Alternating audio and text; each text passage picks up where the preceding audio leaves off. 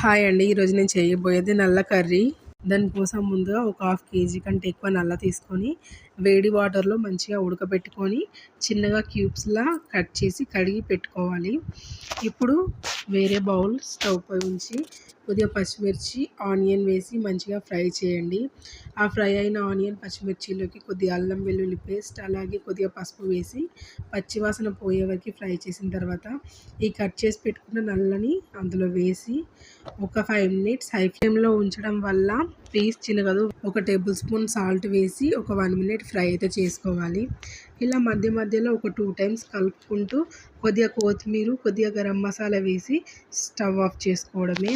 కాకపోతే మధ్య మధ్యలో కలుపుకునేటప్పుడు కొద్దిగా జాగ్రత్తగా కలుపుకుంటే సరిపోతుంది. లాస్ట్‌లో కొత్తిమీర వేసి సర్వ్ చేసుకోవడమే. చాలా బాగుంటుంది. చాలా టేస్టీగా ఉంటుంది. ఒకసారి మీరు ట్రై చేయండి. అలాగే నా ఛానల్ సబ్స్క్రైబ్ చేసుకోండి.